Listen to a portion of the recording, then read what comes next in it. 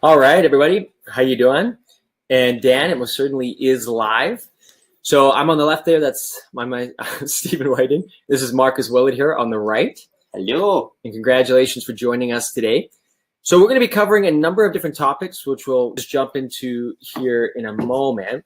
But I just wanted to let you know, so obviously most of you are writing on the right-hand side. Feel free to jump in with questions as we're going along. We'll answer some of them as we go, if it kind of fits what we're talking about at that moment. If not, we'll have a section at the end that we can jump into for the Q&A as well. As the session goes through, it's going to get more and more in depth into specifically Facebook, and there's going to be some probably a little bit heavier material. So hopefully I don't put you guys to sleep. Marcus is here to make sure it stays fun and light. So yeah, jump in with your questions, and yeah, we'll get going. So why Facebook lead generation? Obviously, all of you guys are here because you're interested in Facebook. Maybe some of you are already running campaigns on Facebook. Maybe some of you are considering running something on Facebook and you're kind of curious about it for the first time. So maybe just a couple stats just to let you know right out of the gate. Like, Facebook just keeps growing, and there's still no platform near it that has the size of people that are on it. So for instance, you take a look at all of the other, everything from Pinterest to Instagram to LinkedIn, Facebook still dominates in terms of how many people are actually signed up that are daily and that are actually actively using the platform. So here's another graph that kind of puts that into a better perspective. So 80% of North Americans are signed up and use Facebook compared to some of the other platforms that you see here.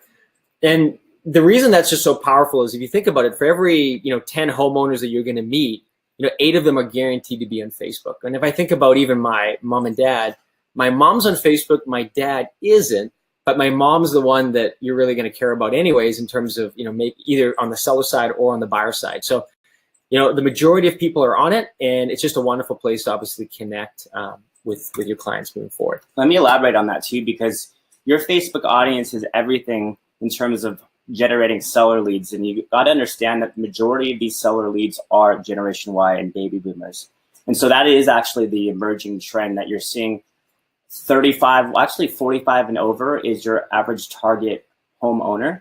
And they are, if you look at all the graphs, and we can do some data with you and show you 45 and over is your highly engaged post. So that being said, perfect ad to run for homeowners 45 and over. You'll be getting a lot of engagement, and that is your ideal seller lead. Mm-hmm. And the other nice thing about Facebook too is that obviously they have Instagram, and I mean, they're their audience network, but they keep adding more to their platform to obviously strengthen the user base. And one of them is Messenger. And Messenger, I mean, you've probably seen a lot of rollout, everything from bots to, a lot of you use Messenger on an ongoing basis. In fact, my wife uses it, I'd say, as much as she uses text messaging. And the reason Facebook's doing this is because they know that if they can integrate, people into Facebook through Messenger, it's going to be a lot stickier over time. Yeah. If I have a contact in my phone that has a couple numbers and I'm not even sure who it really is because I haven't spoken to in a while, I'll go to Facebook and I'll use Messenger to connect with them because I know it's going to go through and connect to that person. So, when leads are being generated on Facebook, or even if you're just running some of your listings, whatever you're doing on Facebook, the ability to have something like Messenger where you can continue a conversation with someone is also incredibly powerful. So Facebook is just a special place, I think, right now for real estate agents. Yeah, to elaborate on that too is most of these leads you can go back and find on Facebook. And even with the temporary or the partial ones that come in, most of you have the ability to pull up tax records and find out who those homeowners are. And we'll elaborate more on partial style of leads, but going back and profiling them, making sure, seeing if you have mutual interests, likes, maybe some mutual friends there, and then starting a conversation on Messenger, because after all, that's where they found your ad, and it kind of humanizes, personalizes the process. And you can send video, just like you're seeing here, back and forth. You can send voice memos back and forth. And of course, any documentation that you'd be able to send via email. So remember where the platform's starting. If you're going to be running Facebook ads, go back to what Facebook allows you to do, start the communication there, and you'll have a lot more success that way. Mm-hmm.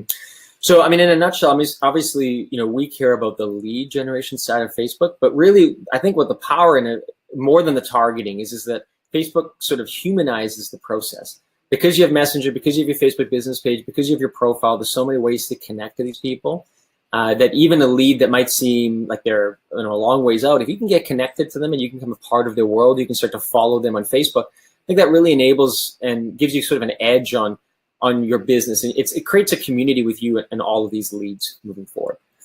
Obviously, you can do things like retargeting, which we'll cover in other webinars. The platform from the advertising side is obviously very, very powerful.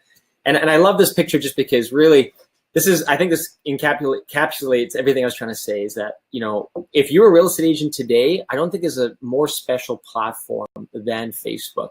And for the realtors that aren't using it, even just outside of the ad side, if you can connect all the pieces together, it's wonderful. But everything from your business page and collecting reviews and posting your content to then running ads and dominating your marketplace, it really empowers your brand. Everything here is on Facebook. So it's really a special time. And I'll elaborate on that too, because your millennials and the younger generations, which, if anything, maybe some first-time home buyers, they're all on Facebook as well still. I mean, and they tie into Instagram, Twitter, and other platforms. But again, going back to dominating Facebook, you can of course target homeowners. The majority of those homeowners are going to be your Generation Y, going to be your baby boomers. So no better place to be as far as a social media platform is concerned and lead generation is concerned than on Facebook.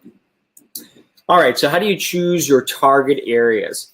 So one of the things that you should keep in mind is the size that you're targeting. So we're going to talk a little bit from the Facebook's perspective. Obviously, they can't see how many homes are in a neighborhood, but you should consider when you're targeting a specific zip code or postal code or a bigger area, you should be considering how many homes in that neighborhood are turning over on an annual basis.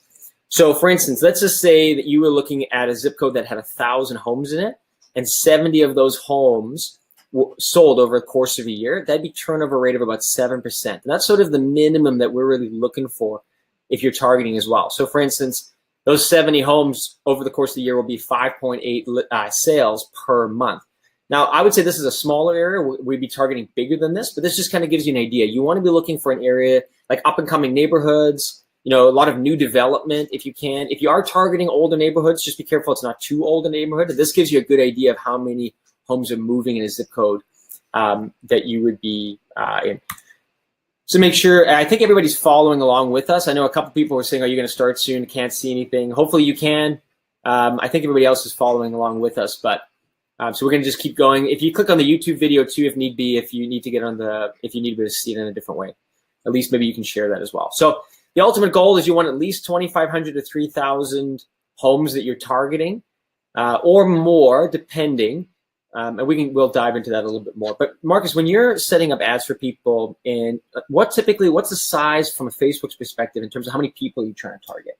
Well, that's good because it was different last year than it is actually this year. So Facebook always keeps you on your heels, and they do a lot of changes in their algorithm. And so what we've seen this year is that expanding that target audience really helps on creating lots of engagement and click-through. So giving them a chance early on to find an algorithm. They develop a score called relevancy that we'll elaborate on in a little bit shortly. But I like to start around 50 to 60,000 as a target audience, and you can actually go bigger than that. So to be able to do that, a lot of the time people will expand into counties, not just specific areas. They'll include, let's say, 3 or 4 towns that they like to work in, and expand that into one county, name the ad that county name, and then throw in the 5 to 10 zip codes that they really want to work in within that county. And we found some great success so far doing that in terms of, leads that come in on a cost per click basis in sometimes the cents. So it translates really well. Mm-hmm. And of course, you want to be the neighborhood expert. I mean, if you're picking an area where it's got good turnover, you're probably going to add in a lot of additional, on the boots on the ground sort of marketing or mail out campaign marketing. So even though you're running a Facebook ad campaign, specifically in this case, we're going to be talking more about sellers, but sellers, buyers, however you want to do it, you're going to want to have a presence in that neighborhood. So if you go too broad and too big, you're going to have a hard time, connecting with everybody. But if you can sort of own an area that's decent size, and people start to see more and more of your for sale signs, they're getting more and more of your mailers. Maybe they even see the occasional gift from you or, a pop by and a knock on the door. You're going to really be able to own that marketplace. And everybody in that marketplace or that specific area or zip code is going to start to see your branding more and more and more as you're running more and more ads in that specific area. So it's key to be the neighborhood expert. And, one other thing too, just as we move to the next slide, is the other thing that's powerful about Facebook that I didn't mention earlier is the Facebook groups. I'm sure many of you are in Facebook groups today. If there isn't a neighborhood group you should definitely create one. And you can become the expert in your neighborhood with just a group alone. You can start to share different stats, things that are going on in the neighborhood. If not, you can join some and then you can contribute. Again, it's just a powerful way of connecting and creating that community, especially in areas that you're looking to get and attract more listings, and or buyers. So we are going to talk about a couple tougher areas as well. And obviously there's some marketplaces that are a little bit trickier. And so we're going to just talk about a couple of them. Doesn't mean you can't get leads in here, but it's good to set some expectations around some of these areas. San Diego's a tough spot. Obviously Vegas is a little bit harder. Quite a bit of areas in Southern Florida, there's still good pockets, but as soon as you find that that's a more tricky spot, LA, Houston. And then on the Canadian side, Toronto, Mississauga, Brampton, as you're kind of extending out in the GTA, there's definitely some areas that are harder. And it doesn't mean you can't get good leads there. It just might mean that you need to mix things up a little bit, try something different. Or you just need to have different expectations. You might need a different budget, a bigger budget to make more of an impact in that marketplace. So you might not be able to come in with a smaller budget. If you got a smaller budget, you're going to have a harder time competing because it's a bigger auction price, which we'll talk more about in a moment as well. So. Yeah, I'll elaborate a little bit on that because I work with trials and clients in all these markets, and I think you just got to get a little bit creative. Sometimes it's not about, you will do a few things, a few tests before you get it right. I always say it's not a matter of if it works, it's a matter of when it works. And sometimes you have to do a little bit of digital farming in particular pockets of that area. Like we found some great success in North Las Vegas and specific within San Diego, you just have to go farming specific pockets. Mm-hmm. And once you create engagement and relevancy, you can ride that indefinitely. And we'll show you examples come up here of ads that have performed well for years. Okay, so just because it's a hard market to penetrate doesn't mean you won't get it right. Sometimes you just have to be a little bit more patient initially in the beginning because Facebook is trying to find engagement and it just has to find that right target audience. And once it does, it'll start kind of flowing really organically through it. I'm glad you touched on that, Marcus, because so how do you know if your ad is performing well? So the first two ads I'm going to show you here are, if you take a look at up top on the lifetime side here, whoops, I just moved past it. So I got one of those mouses that jump all over the place. So you can see here that this ad has been running since April 7th of 2016 to 2018 with a high relevancy score. Now, we're going to talk about a lot of different metrics that you can keep an eye on, but I just wanted to just touch on this really quick. Relevancy score is one of the big ones. It doesn't necessarily mean it's one of the only ones, but if you get a relevancy score of 9 over a period of time like this, your ad is still killing it. It's doing very well. Here's another example where these are still excellent relevancy scores for this period of time. If you're taking a look from October 24th, 2016, all the way to just yesterday's date of 2018, you've got basically 76 cents a link click, tons and tons of engagement, high score. Relevancy score still. So these ads can actually run for a very long time if you, like Marcus said, if it connects right and it hits right, you can actually run an ad for a long time. And one of the biggest mistakes some agents make, and we're going to show you a couple things where it can dip a little bit at times with seasonality, is that you turn an ad off or you reset an ad too soon and you never get the score back again, and the ad will never perform again like it used to do because it's going up against, it's going to have to set a new relevancy score as it goes into the market. So basically what you're doing, especially when you're in a 7-day test with us or ongoing, if we're trying to make adjustments to your ad, is you're looking to get an ad that has a good score, has good engagement, like Marcus said, in the marketplace, something that you can hold for a while. And then you can always test other ads as well. But funnels like this continue to produce leads for a very long time. And we'll dive in more into what I'm looking for on an ongoing basis to make sure this ad is performing. The other thing I just wanted to show is a lot of agents that work with us sort of underestimate the importance of an ad's comment. So let's go through this really quick. Take a look at this. This is one ad, and look how many comments are on this ad. Look at the engagement on it, going back and forth. And the only reason this is like this is because this particular realtor is continually engaging his audience, or like anybody that's commenting, and he's writing back and he's engaging back. And when you do this, is that it sends a signal to Facebook that the ad is relevant, it's engaging, it's interesting. And an ad like this can perform for a very long period of time and still have great engagement and a really low price per lead overall if it's used right. However, if he didn't engage these comments, the comments start to go stale. People stop writing, it gets kind of old, and Facebook sometimes thinks the ad isn't doing as well either. So it's really important to engage in your comments. Yeah, and don't forget too the likes on that particular ad, because you can accumulate dozens of likes, and now you can go to that person's page, see who liked it, and respond to them as a lead would, ask them if they'd like more information. I've seen several realtors able to start communication in that process off of, like, you go to Facebook Messenger, and of course you treat them like you would a lead. All right, so if for those of you that are running your own ads, this is going to be for those of you who aren't, bear with me a little bit as we go through this process. You're still going to learn a ton. You're going to learn a lot of things that are going to make you better at reading ads. But specifically for those of you that are running ads, one of the things that you're going to want to click on is that when you create a campaign, you've got obviously the campaign level, you've got an ad set level, and then you're going to have an ad level. In the ad set level, when your campaigns run for a little bit, under delivery, if you hover over the ad, you're going to see delivery insights. You're going to want to click on this. And when you click on it and you go to the next page, you're going to see this. And this is really, really important. I'm going to show you a few different variations of ads and how they perform with this. So what this is basically showing you is on the right-hand side here, this is the total percent of people that have been reached in your target audience. So let's say you're targeting in roughly about 100,000 people. You've targeted 8% of them so far, so you've reached a total of 8,000 people with your ad. And I'm going to show you some different examples of different numbers here, but this would be a good thing. This would mean, hey, I've got another 92% of people within my audience group that I can show my ad to.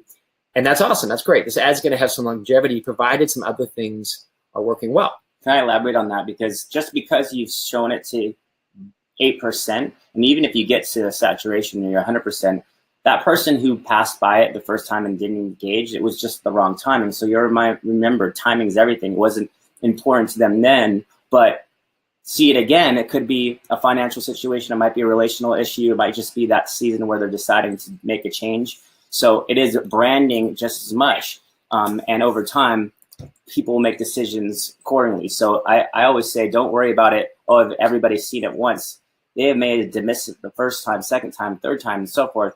Really, as long as the engagement's high, your relevancy is high, and just like you saw in those previous ads, those ads have ran for years and probably saturated the audience over and over again and are still performing well. So good point, Marcus. And so one of the other things you're going to really want to keep an eye on is the first time impression ratio. So what this basically means is that out of all the ads that are being shown for that particular day, so if, for instance, we have 1,500 impressions here, in this particular case, 10% of them saw the ad for the first time. And this ad for me would be an ad that we would make some changes to. 10% is too low. And what that basically means is that 90% of people are seeing the ad for the second time, and only 10% of people are seeing it for the first time. And I'm going to show you some things you can do to change this. I like to be sort of in that 25 to sort of, if you can get as high as 40%, that's great. That's pretty extreme. That's very high. That's where you want to sort of be. You're always going to be showing your ad to the same people. And I want to let you know why. So from Facebook's perspective, they don't want to just show your ad to new people every single day. And so what they do is they basically say, if you run an ad one day and you show the ad to some people and it gets good engagement, and then you show that ad again the second day, and obviously 80 or 90% of those same people are seeing the ad for the second time, they're going to react different to the ad. So imagine an offensive ad, something that was totally offensive. The first time somebody sees the ad, they might ignore it. But the second day, the third day, the fourth day, they might start putting some negative feedback on that ad. They might start clicking on the top right and saying, I don't want to see an ad like this anymore. And that's going to give negative feedback to the ad. And the reason Facebook wants to know that is they want to make sure that their ads are relevant, interesting, and obviously applicable to the audience that's being seen. So they'll never show your ad to only new people. They'll always serve your ad back to a lot of the existing audience that have already seen your ad. However, the ratio is important. And this ratio is too high for people that are seeing it again. Another thing to keep in mind is that I know a lot of people out there keep an eye on frequency, and they think, once my ad hits, say, 2 times frequency, I'm going to mix it up and make a change. And that can be an enormous mistake. And the reason being exactly what Marcus was saying too is that, we might have only hit 15 or 20% of the audience that have been reached. But be it maybe that the first time impression ratio was low, that 10 or 11 or 13% of people have actually seen your ad 6 or 7 times, but everybody else in that audience, the other 92% of people, have never seen the ad at all yet. So you're making a decision based on frequency, and that might be the wrong decision because your ad actually has a lot of life in it still. and maybe it has really good relevancy score and you don't want to mix it up yet, but you do need to adjust your first time impression ratio. So I'm going to show you something you can do to increase that on the next slide here. So I hope that makes sense. Jump in if you got any questions. And even if it doesn't make sense, your account manager who's working on your ad will help you understand and give you some information on whether we should reset it or do something different, or make sure you keep running it even if you are having questions around it. That's right. And Donna, yes, we do keep an eye on them. I'm actually going to show you a dashboard that we're going to be releasing to all of our users too, so they can see more of that themselves. So one of the things that you want to do, again, I mean, I'm speaking to everybody as if you're running your own ads. Obviously, this is what we do for our clients. We make these changes, but if you are running your own ads, this will be helpful nonetheless.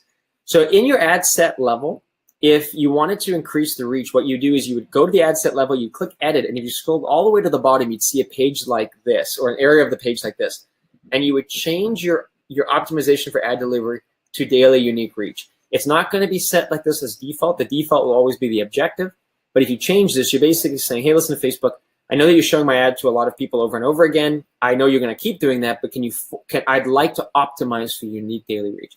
Doesn't always fix the problem, but it's a really good way of basically telling Facebook, listen, you're looking for more first-time eyeballs. This is a great little trick that helps fix that for you as you move forward. So here's another ad. Now, this is an example where you can see right here, if this was a test, you'd be like, oh, wait a second, Steve, I see that 100% of audience has been reached. And you're absolutely right. So this is why we look at this. This is an example now where the market, the particular ad has shown itself to 100% of people all the way through. Now, what's interesting about this ad is you're going to do one of three things. In this particular case, we're actually still getting good lead flow through this particular account. Like Marcus said, sometimes people have to see it over and over and over again. And as they do, they're in different seasons of their life. However, that being said, you're going to start taking a look at your first time impression ratio, and you're going to decide how many people are seeing it for the first time. And this ad is basically getting ready for a switch now anyways. And the thing is that, if you show your ad to say 1,000 people and 100 people are seeing it for the first time, you don't want to just keep showing it to the same people. This might be time now to mix up a new creative, or maybe move to a neighboring zip code, come back to this zip code at another time, give it, say, 3 months or 4 months, and then come back again as people are entering different seasons of time again. So these are the kinds of things you're going to want to look for and make changes on. Here's a really healthy ad. This is one that's doing very, very well. And you'll see here, the first time impression ratio is right where I like it. It's going to fluctuate somewhere between sort of 25% to 42%. This is where you want to be. You won't really see it ever any higher than this. This is probably the highest that Facebook will allocate to an ad. You'll see on the right-hand side, the reach ratio, there's lots and lots of life in this ad still. We've only reached 42% of the entire audience that you can be targeting. But here's something interesting. Take a look at March 10th. There's this dip. Now, nothing was changed in this ad. No budget was changed. There was no changes on our end to this ad, and yet all of a sudden it dipped on March 10th. And this is a good example of how many changes are taking place in Facebook on an ongoing basis. And so if you ever see a dip or a little lull in your ad account or your lead flow, you might start panicking. But keep in mind that it may be nothing at all. It may just be a reset. If you created an ad a few months ago and you've come back to Facebook, you won't see now that there's been so many changes. Everything in your ad account looks different. Everything looks different. Facebook is constantly making changes to not only their algorithm, but also to their platform. And this results in implications and changes that affect your ads at times. And so this is what we, like a little tremor or whatever you'd want to call it. But basically, it's a little dip, nothing to be concerned about. It pop back up again, and it's continuing onwards. But, for this particular agent, they would have seen no lead flow for that particular day. And then it would have kicked back in again. Totally normal. Gives you an idea of the things that you can just kind of, take the pressure off if you see something like this in one day.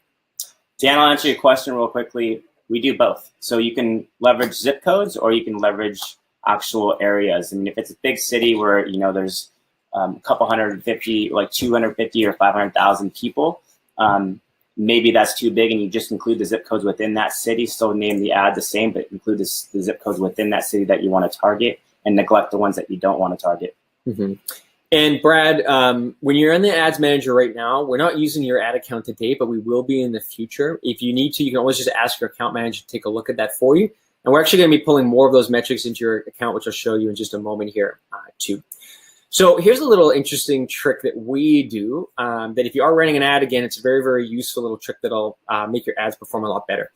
So obviously social proof is really important, but when you're creating an ad, especially if you're testing different zip codes, testing different markets, every time you create a new ad, so let's say I created an ad, we're targeting an area, let's say Kelowna where we live, and then we duplicate that ad because we want to see if we can get better results with the duplication.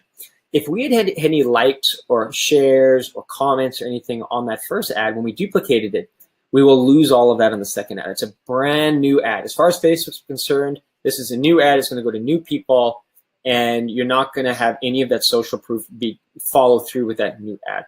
But what you can do instead is you can actually create your ad as a page post, an unpublished page post in your business manager. And then what you do is when you create an ad, you link to that page post. So now when you duplicate the ad, you're actually pulling that page post with it. So you keep your social proof. And think about that. When you duplicate an ad now and you're running it again to a new audience, you're going to have all that social proof behind your ad. People are going to see it. There's comments, there's likes, there's shares on this particular ad. And so that's a really, really good trick that we've used and that you should use if you are running your own ads to really help your ads do better, especially when you're duplicating or making any changes to them. Another thing that a lot of people don't do, maybe some of you do, when you're running an ad, so you'll see on the top here in your business page, if you click on notifications, you're going to obviously see all the comments or likes or shares. If you see someone that says, "Hey, this person likes your link," and you click on it, it's going to show you. It's going to take you to. I've just cropped it here to fit on the screen, but it'll take you to a page that looks like this, so you can just see your ad. You can see the comments, the likes, the shares. And if you click on all the people that liked your ad, it'll then bring up this. And it gives you an opportunity to invite people that liked your ad to like your business page as well. And it's really simple. All we do is we go through and we click, invite. It's really, really fast and simple. But now you basically you're inviting people to like your business page. And it's a little trick, but it's a great way of adding people to organically to your Facebook business page as well. Here's a common mistake that we've seen, and maybe some of you guys that have run video, you just want to be careful on this a little bit. When you run a video ad versus an image-based ad, video will appear sometimes to have a lot better engagement, and it just needs to be set up right. If it's set up wrong, this is what will happen. And basically, well, it's harder either way, but I'll cover it in a second. This is that when you see an image-based ad and you are curious about that ad, you're going to click on it. It just kind of makes sense. That's what you're going to do. You're going to learn more. You're going to click on the ad. When you see a video-based ad, you're probably in your head, you're thinking, I can learn everything I can from watching this quick little video. And let's say you do have more questions after you watch the video. You're going and you click on that, it's just going to expand the video and make it bigger. So it's hard if your objective is to take people from a video to a landing page or to a lead capture form of any sort. Video, if you're going to want to include the URL in both the headline of the video to make it easy for people to see where to click. Or make sure you have a really good button in your video as well. Even with this ad had that video link button, but you can see that even though the video has really good engagement, because Facebook's considering, they're going, oh, this video is great. I mean, every 3 cents we're getting a video watch. But if you take a look at the click-through rate, this is an identical area, identical places that we're targeting, only getting 0.27%. You're paying $9 a click versus an image ad that seems to be way more expensive, but you're actually only paying $1.65 a click. So you want to keep an eye on that if you're running any video ads. You want to make sure that they're set up right and always test them against image ads. They'll show better as video, but we found for real estate specifically, for this particular, typically for what you're trying to do, you want the clicks, and to do that, your images tend to be better. So here's a quick little screenshot of a dashboard that you're going to be seeing in your account soon. I'm not going to cover this in great detail. We're going to cover it more going forward, but you're going to start to see some of these analytics now pulled into your account. So you're going to be able to make better decisions on your own account and see the changes that StreetText is making to your ads on an ongoing basis. So Facebook seasonality, this is a fun one. Hey, Marcus. Yeah, sure is. Christmas time. Christmas time, some of the big holidays. We get a lot of panic, obviously, during this time. And the reason being, of course, is that, if you think about it, all the advertisers are going to start to spend money over Christmas time. And they're going to also spend money in some of the big holidays. Around Black Friday, there's going to be big days that there's going to be a lot of ad spend. And what happens is that, especially if you have a smaller budget or if your ads are set up just an auto bid, which we'll talk about in a moment, you're going to have a hard time winning those auctions. And as a result, you're just going to get kind of drowned out by the noise. So here's an interesting graph. When you take a look at this is Google searches. And this is basically people that are searching for real estate in the winter versus summer. It's just so cyclical. I mean, you all know this as real estate agents. It's just so consistent. And this is directly from Google. But, if you looked at this, you would say, hey, I'm only going to advertise in the summertime, and I'm not going to advertise in the wintertime, and I'm not going to have this Facebook seasonality issue. And yeah, you'd be right, and probably a lot of agents do think that way as well, except that a lot of people, when they're starting their search, either for a new home or they're thinking about selling the home, they're early.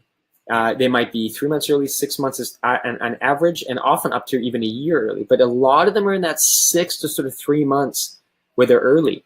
And one of the things that you want to consider is that if you're not advertising in those times and doing it right, you're going to miss out on those leads. And furthermore, a lot of leads that come through it sometimes in those winter months are actually more serious leads anyways, and there's less realtors competing for them because a lot of realtors are dialing their budget back.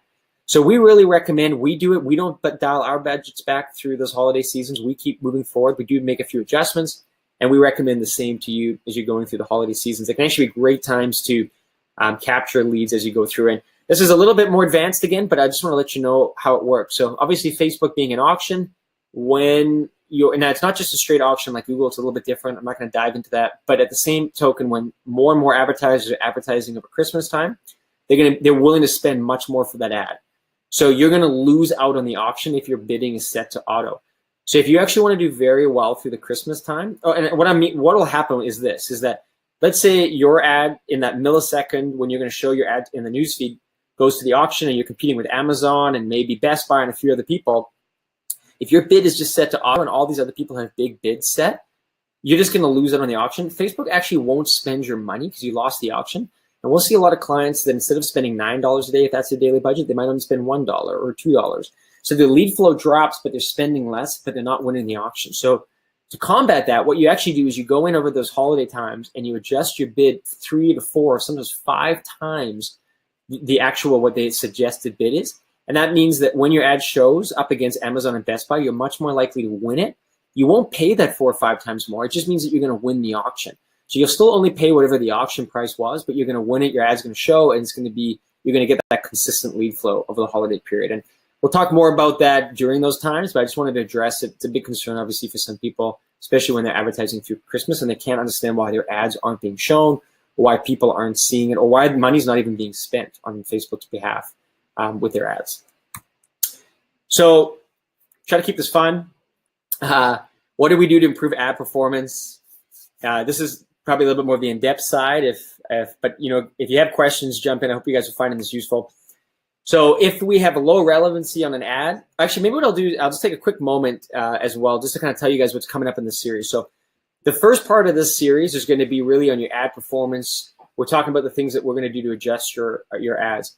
On the next webinar, we're actually bringing in a coach, Bruce Keith, and he's going to be sharing with us a lot of the best strategies converting these leads. And you're going to see also our own client strategies from converting leads. And you won't want to miss that webinar. And it's going to be really, really valuable on how to convert the leads. And then on the third webinar, we're going to dive more into some of the different ads that you can run, some of the different techniques that you can do to generate leads and really enhance your lead flow. The first one is just really dialed into how to really optimize your ads. And we obviously do this for you as well, but it's also good to know. It's good content to understand. So I'm going to move through this pretty quick. Then we're going to talk a little bit more about what we do and answer any of the questions that you guys have. So if your ad has low relevancy, the number one thing to look at really quick is the objective being met? And what I mean by that is that are you getting leads? Sometimes you can have a low relevancy and you're still getting good enough lead flow and you're happy with it. And that actually might mean that the ad's going well. It doesn't mean you necessarily have to reset it.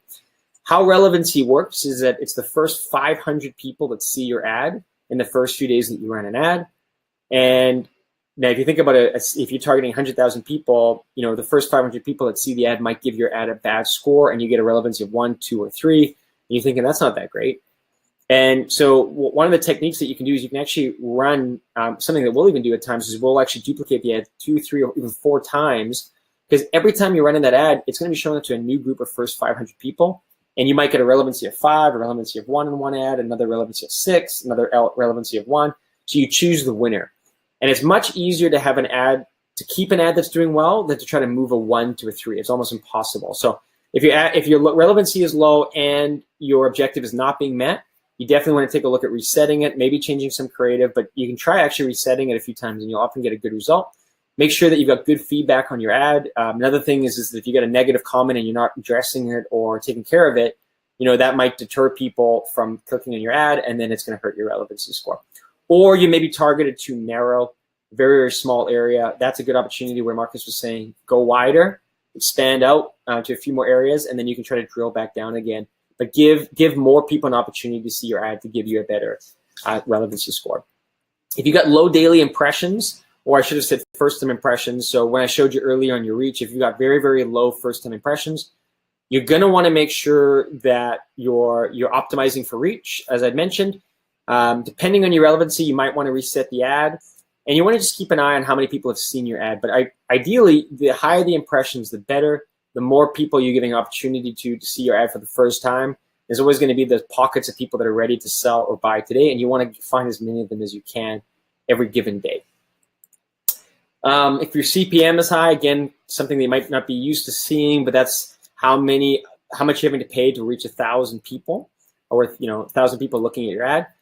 This can often be the case with over-targeting. So people go very, very narrow. That's one of the powerful things about Facebook. I want this zip code, people that are likely to move. I want only ages 40 to 45. And that audience might be very expensive on Facebook. So even though you're targeting the right people, you're paying such a high CPM that you're paying a lot for the ad. And again, in those cases, back off a little bit on your targeting. You could play around with resetting the ad. And what I found actually that's very, very helpful is that when if you play with the age brackets a little bit, sometimes people dial right into the ages that they want, and that might be very expensive. Just open up the age brackets. You'll notice that your CPM will drop, so much so that even though you're targeting a wider audience, you're paying a lot less for the leads that you want. So Sharon, what does an ad reset mean? It basically means that we're taking an ad and we're duplicating the ad and restarting it over again, giving it a new opportunity to go out to Facebook. And it seems sort of silly in a way, but really every time your ad goes to the market, Facebook gives the ad a score. And even though the ad was just live a moment ago, you can often get a new score when you go back to the marketplace again. Not always, and you have to do a lot of testing on it, but it gives your ad a new chance. And if all else fails, that's something that you want to take a look at, is you want to reset your ad and make some adjustments to it. The other thing is to lower your CPM, add Instagram. I'm cautious about the audience network, but it will help. Facebook owns obviously all the ads that are showing up on the right, which is the audience network, or things that are showing up in their apps. Instagram they own as well. So if you actually optimize to show your ads to all these places, when you go to auction, Facebook will choose the cheapest price and send it out. So it'll bring your cost per CPM down as well. And then experimentation is key. Try, and try again. We're going to be covering a lot of this on the third series of this webinar. You're going to see a lot of our experiments. You're going to see some of the things that the best performing ads. You're going to see some of the worst performing ads. So, obviously join us for that, but just keep trying. I mean, there's a lot. Facebook is as much of an art as it is a science. And, I hope you found this webinar useful in terms of just understanding some of the things that you're going to want to look for on the science side. So what do we do at StreetText? Marcus, what do we do? Well, we essentially come in, manage and run your ad campaigns from your Facebook business page. They're fully customized and branded uniquely to you. And we go out there and digitally door knock in the Facebook world. So I like to call it interruption-based marketing, right? When someone's scrolling down their news feed, no one's looking to buy or sell a home. So you're kind of hitting them subconsciously. And why that's so valuable to you is because you're really getting to that seller or buyer lead before they even knew it. So very early on in the sales cycle. And we do know that a high percentage of these people will choose the first realtor that makes an impression upon them. So your job, once they click through and engage and give you information, as we collect that information dynamically through our lead capture process, is to make sure that you're utilizing a very humanized, personal approach. And we teach that. We see this as a full Facebook lead generation and conversion solution, right? So not only are we managing your ad campaigns, not only are we taking care of the lead capture process, and even that is customizable to some extent, but we are focusing on the lead management side. And then we are always coming up with new innovative ways of converting those leads, leveraging what we find is the best technology out there, things like video email, things like video within your funneling system, in those mailers and campaigns. And we even created a course with one of our top producers, Donna Swansea, who has over 80 deals the last few years with us, specifically on Facebook lead conversion. So there is so much great stuff here, and we are finding that there's emerging technologies that are only going to enhance this conversion process. So it is a wonderful time to be on Facebook, and we do let everybody out, test out their market initially with a 7-day trial. Mm-hmm. So I'm going to talk about that in just a moment. And we actually have, it's a good time to get involved too, because we have some exciting new ad options that we're bringing out that we're really excited about, that we're going to give to our clients, obviously first, and they're going to be running them. And if you want to get in on that early, this is the time, because we can include some of you guys into that batch of people that are going to get some of those new ads. And we're going to be talking more about that in the coming weeks. So how the 7-day trial works is that you still have to spend money over the 7 days. It's a $99 test for the 7 days. And basically what we do is we're going to spend $9 a day on Facebook. So that money is going directly to Facebook. So that's 63 or 64 of that, 63 of that $99.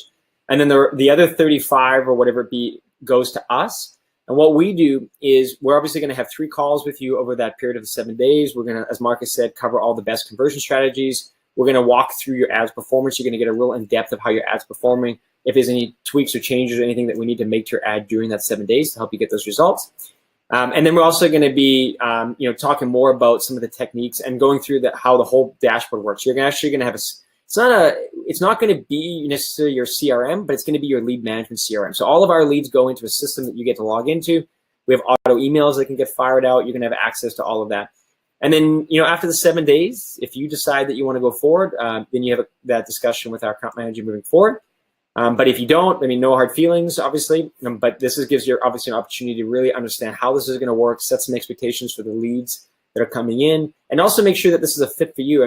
We don't work with every realtor, and we also find that online lead generation isn't for everybody. But this gives you a good understanding of how it works and how it's going to work for you in your marketplace. Just to elaborate a little bit on that, I find that you're really developing a sense of understanding the system and the predictability behind it in the first about $10 spent. So you can find out within a couple of days if this solution is going to be for you, especially if the ad takes off and performs well. So you do not have to wait till the end of the 7 days to make the decision to partner with StreetText. And there is some advantages we offer. Once you see that it's a fit, you like the lead flow, and you really feel that StreetText will be a solution for your business, there's some great incentives we offer to get started right away within that 7-day trial period.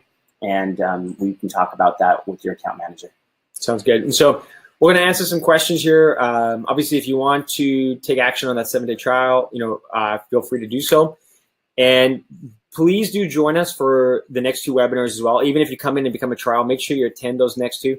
They're going to be, excellent, specifically around the conversion side and some of the new ad options as well that we have coming out. So make sure you guys don't miss those. So let's jump in and maybe just kind of answer a few questions kind of as we're going forward. So let's just see what we got here. I think Elise has been answering some of them as we go through. Dan, you were asking if we block other agents from seeing your posts, and we do. We do exclude realtors. Obviously some can still slip through, but we use Facebook's parameters to remove all of that as much as we can. Sharon, we talked about what resetting an ad means. Mike, we probably will have this recorded because it's quite in-depth, so you'll have that available. It is being recorded, but we'll probably put it out for replay. Do you guys do buyers and sellers both to start? We always start with the seller side first. Yeah, on a trial basis, but we can get set up with the buyer campaign right away, either if you do directly come in as a sign-up, or if you, right after the trial is done, we can set up the buyer campaign as well. I see Elise answered this as well. We try to get the ad set up as fast as we can. We also have to send a few things to you just to get the permission set up on Facebook. So provided you get that back to us, we'll get you set up this week. If you sign up closer to, say, Friday, then you're probably going to be set up on Monday. Is $9 a day a good enough budget going forward? It actually is, but again, you're going to be speaking to your account managers. You're going to be talking to someone like Marcus, who's going to let you know if he thinks that you should be adjusting it. Yeah. We have some areas actually where you dial it back. $9 is too much for an area, and there's pretty good lead flow. Some areas that are more competitive need a little bit more. That'll depend on how your ad is performing over those 7 days. We do teach the follow-up with our leads. Obviously, we're not following up with them. We have our clients that are doing so. So the way we do that is that we have courses like Donna's that was mentioned. That's an amazing course that you can go through and you can learn all of that. There is a fee for that course, which we can, your account manager will talk to you about with that. And there's also tons and tons of free resources that we have within our Insider group as well. So you're actually going to get connected to all of our clients in the Insider group. You can learn from their techniques, what they've done. We got, great agents in there that are doing wonderful things with your leads. And I would recommend this though, like if you come into a program like this, keep in mind that there's going to be work required. It's not like just leads come in and they're saying, hey, come sell my home. You might get that, and you might even get something in the first 7 days, but that's super unlikely. And this is a process where you're going to be setting up probably some new systems in your business if you don't have them. You're going to be looking at this from a long-term perspective. You're going to be generating leads over, quite a few months, and it might take you 3 to 6 months before you even start converting some of those leads. So you're going to want to set up the systems. You're going to want to use that conversion techniques. If you convert something sooner, that's excellent. It does happen. But that's what you want to keep in mind. Is it's really going to come down to, as long as you've got the right systems in place and you're implementing the things that we're sharing with you to do, you're going to have some good results. And the guys will help you with that on your 7 days as well, in terms of the things that you can start to set up. We can talk maybe more about that one with Marcus.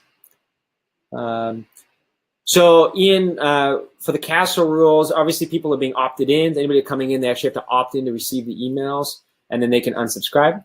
But that's how we comply fully with those, with the castle rules. So this isn't, you can't bring your leads into our CRM. Our CRM is really specifically for our own leads. But we are connected to tools like Zapier. So, and there's also email parsing. So if you do use a different CRM, you can always use ours to connect to any of your other CRMs as well that you'd be using. Ian, great question. And we see this a lot too when talking about Facebook conversion versus Google. Google, if you're running a Google ad and somebody's coming through, they're later in the process. So the conversion percentage may still end up being the same, but the time frame is going to be a lot closer on Google AdWords versus Facebook. Well, I'll elaborate on that too, because when you find that Facebook conversion is much lower, that is because most people don't have the mentality or the nurturing process to make that conversion higher. So remember, most of these leads, especially on the seller end, are not ready to sell today. So if you don't have a system in place that nurtures them, that allows you to get face-to-face with them, sends ongoing great content their way, newsletters, mailers, and so forth, then your conversion will obviously be low. But if you do have this system, as Donna teaches, your conversion will be higher, if not even better, your cost per lead much lower. It's true. And there's no better translation as far as a long-term lead generation solution is concerned than leveraging Facebook.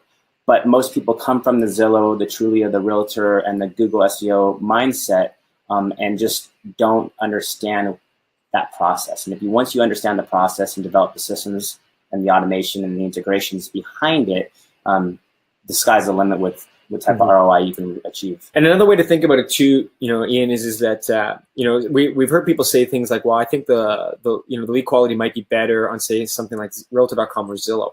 But because Facebook dominates so many of the page views, when people leave Zillow and go, where do you think they're going to go? They go back to Facebook. And that's the thing is everybody's on Facebook.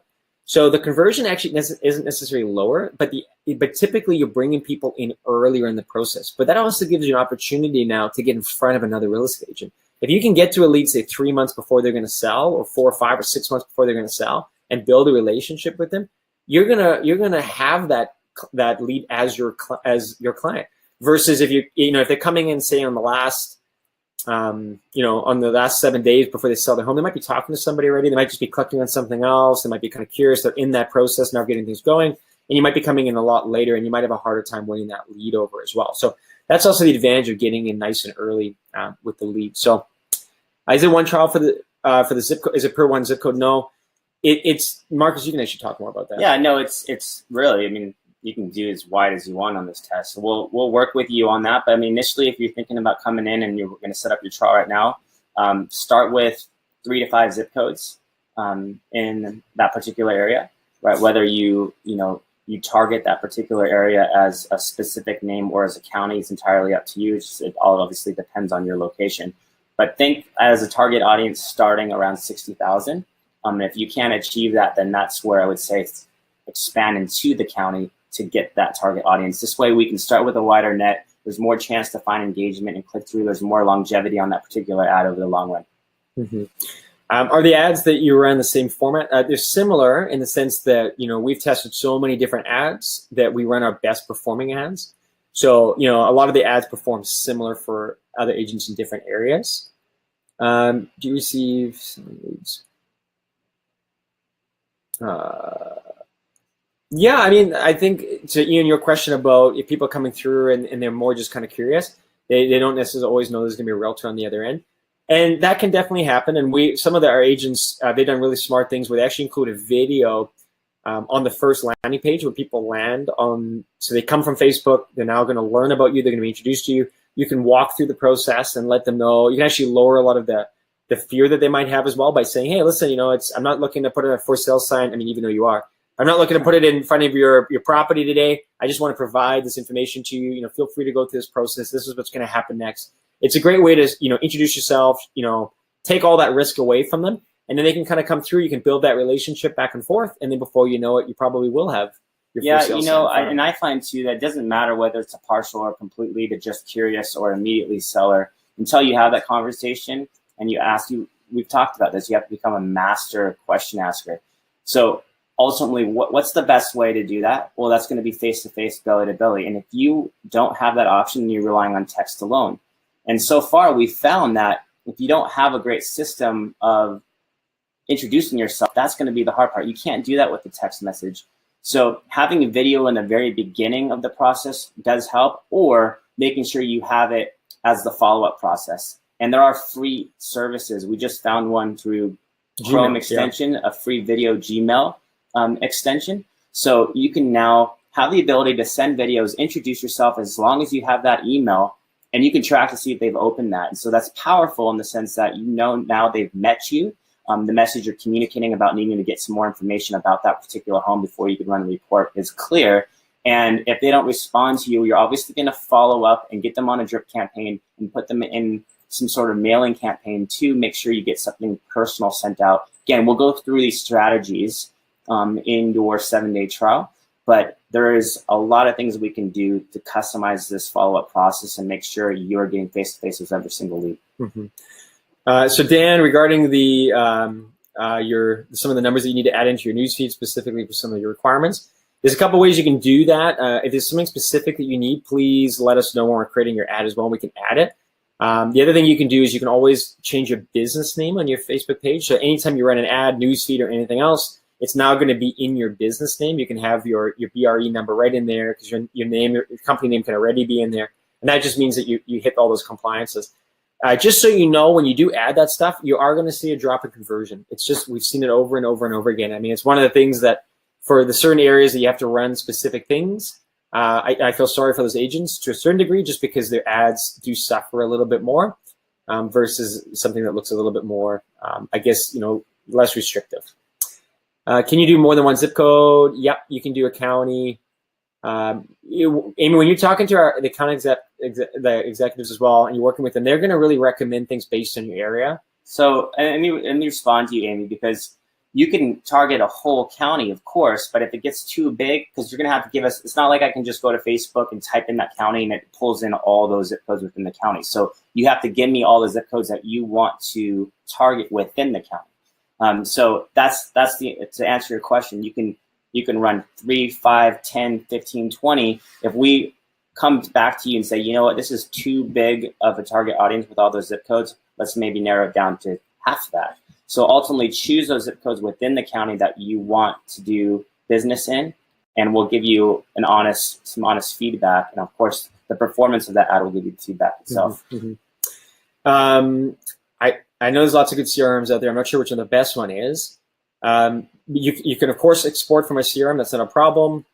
Exclusivity. No, we don't offer any exclusivity, and the reason being is that Facebook does, right? And so I do think that companies that tell you that they're exclusive in Facebook are sort of, it's a little bit strange in a way, because you might be exclusive with that company, but anybody can run an ad in Facebook, be it if another realtor is creating something on their own, or if they're using any other, advertising tool to get out there. So really what we found the best thing is we work with a community of realtors that are always looking to be better. They're always looking for, adding to any of their ad options, to customizing their experience, really adding a ton of value to what they're doing.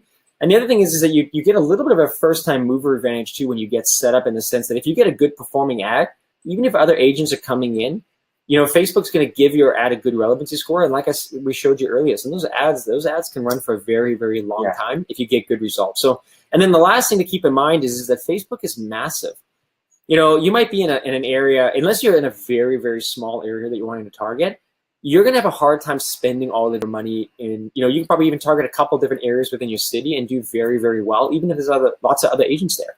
And I think that's just going to, as Facebook grows, you're going to have more competitiveness. But if you've got a good process, you've got good systems in place, you've got good lead follow-up, you're going to do very well on Facebook for an extended period of time, regardless of who else is using the platform. Do you send the lead to a landing page or to a Facebook lead form? We're doing a bit of both, depending on which one's going to perform better. Could the leads be sent directly to my CRM instead of yours, or is there a way of avoiding double input? It depends which CRM you use. We use tools like Zapier, which can connect to a whole bunch of CRMs, or you can do email parsing. And a lot of the CRMs offer that. So when a lead comes into StreetText, it just sends an email to your CRM directly, puts your lead in. Or Zapier, go check it out. It's a great tool, free to use, really, really powerful.